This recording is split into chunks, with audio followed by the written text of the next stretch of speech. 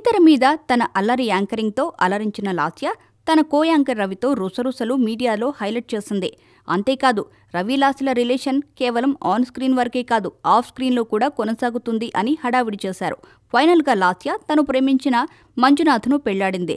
పెళ్లై 3 నెలలు అవుతుందో లేదో మళ్లీ ఇప్పుడు లాస్య మీద కొత్త రూమర్ మీడియాలో హల్చల్ చేస్తుంది.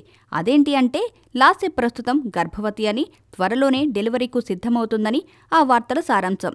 ఈ వార్తలు ఆ నోటా ఈ నోటా పడి లాస్య చెవిలో పడ్డాయి. తనకు పెళ్లైనా సరే మీడియా తనని మాత్రం వదలట్లేదని, తన విషయంలో మీడియా చూపిస్తున్న అతి చొరవకు తలపట్టుకుందట లాస్య. మంజునాథ్తో పెళ్లి తర్వాత కొద్ది రోజుల దాకా ఇంకా రవికి తనకు మధ్య ఉన్న రిలేషన్ గురించే హైలైట్ చేస్తూ మీడియా చేసిన హడావిడి లాస్యకు చిరెత్తుకొచ్చింది. కొద్ది రోజులు గ్యాప్ ఇచ్చి మళ్ళీప్పుడు తన ప్రెగ్నెన్సీ మీద మీడియాలో వస్తున్న కథనాలకు షాక్ అవుతుంది లాస్య.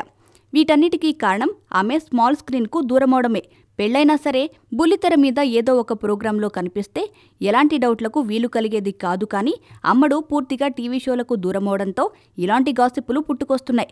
మరి లాస్య మీద కక్ష సాధింపు చర్యలు ఎప్పటికి మానుకుంటారో కానీ ఈ వార్తల పట్ల తన సంసార జీవితంలో ఎలాంటి భంగపాట్లు రాకుండా జాగ్రత్త పడుతుంది అమ్మడు.